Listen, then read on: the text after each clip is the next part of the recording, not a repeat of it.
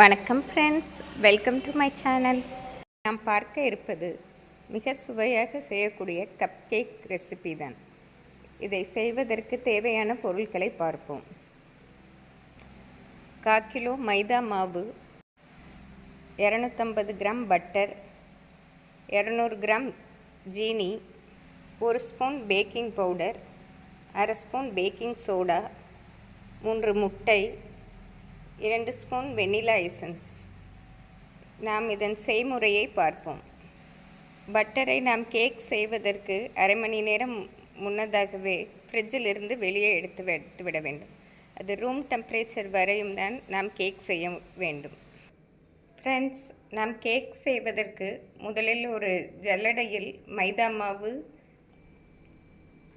Baking powder, baking soda போட்டு நன்றாக சலித்து கொள்ள வேண்டும்.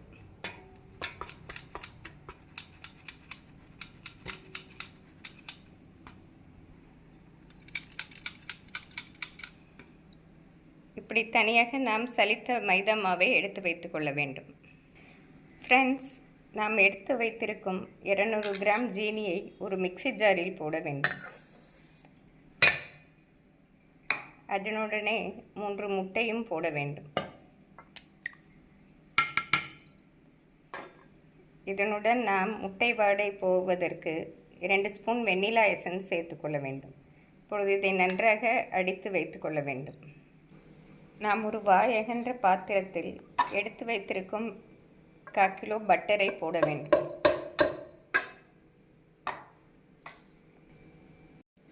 நாம் பட்டரை போட்டவுடன் அதை நன்றாக கலக்க வேண்டும்.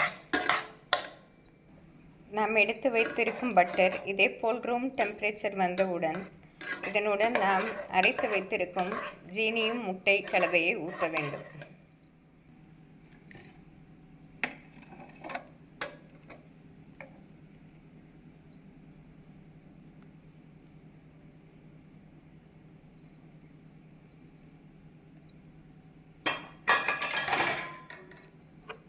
இப்பொழுது இதை ஒன்றாக கலந்துவிட்டு நாம் இதனுடன் மைதா மாவு, பேக்கிங் சோடா கலவையையும் போட்டு விடலாம். நாம் மைதா மாவு கலக்கும் முன் 1/2 ஸ்பூன் காஃபி பவுடர் கலந்து கொள்ளலாம். இந்த சுவை மிக அருமையாக இருக்கும். விரும்புபவர்கள் சேர்த்து கொள்ளலாம். நாம் மைதா மாவு சேர்த்தவுடன் இப்படி மெதுவாக கிளறி விட வேண்டும்.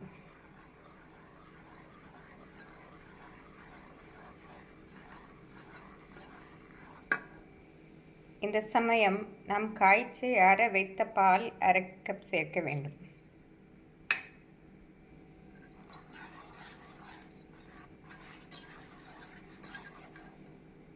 இந்த சமயம் நாம் அவனை 180 டிகிரி செல்சியஸில் ப்ரீஹீட் பண்ணி வைத்துக்கொள்ள வேண்டும்.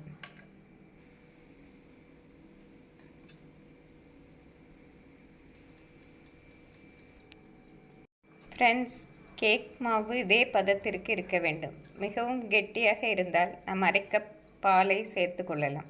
வைத்திருக்கும் கேக் மோல்டில் பேப்பர் கப்பை வைக்க வேண்டும். இதேபோல் வைத்துவிட்டு நாம் இதில் கேக் மாவை ஊற்ற வேண்டும். நாம் கேக் மாவு கலவையை இதில் 3/4 கப் இருக்கும் வரை வைக்க வேண்டும்.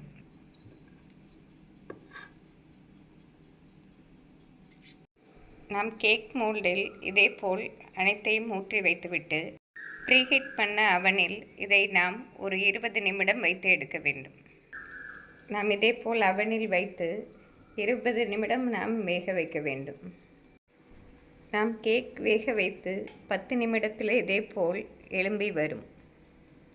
நாம் கேக் வேக வைக்கும் 20 நிமிடமும் 180 டிகிரி செல்சியஸிலே வேக வைத்தால் ஒரே போல் நன்றாக வெந்து வரும்.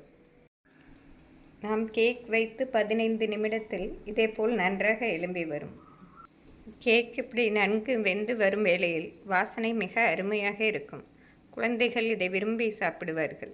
ஃப்ரெண்ட்ஸ், இப்பொழுது 20 நிமிடம் ஆகிவிட்டது. கேக் நன்றாக வெந்து வந்துவிட்டது. இப்பொழுது நாம் திறந்து பார்ப்போம். ஃப்ரெண்ட்ஸ், கேக் அருமையாக வெந்து வந்துவிட்டது. இப்பொழுது நாம் ஒரு 5 நிமிடம் கேக் ஆறவும் மோல்டிலிருந்து எடுத்து வைத்து கொள்ளலாம். நாம் குழந்தைகளுக்கு கொடுக்க வேண்டுமென்றால் அப்படியே பேப்பர் மோல்டோடு நாம் கொடுக்கலாம், கடைகளில் உள்ளது போல். ஒரு சிலர் மேலே சாக்லேட் சிப்ஸை தூவி அதுவும் நாம் வேக வைக்கலாம். அதுவும் பார்ப்பதற்கு அழகாக இருக்கும். அருமையான சுவையான கப் கேக் தயாராகிவிட்டது. இதை நாம் குழந்தைகளுக்கு ஒரு ஸ்பூன் போட்டு கொடுத்தோம் என்றால் விரும்பி உண்பார்கள். நாம் கப் கேக்கை பேப்பரில் இருந்து எடுத்தோம் என்றால் இப்படி அழகாக தனியாக வந்துவிடும். இந்த சுவையான கப் கேக்கை செய்து பார்த்து எப்படி இருக்கிறது என்று கூறுங்கள். நன்றி, வணக்கம்.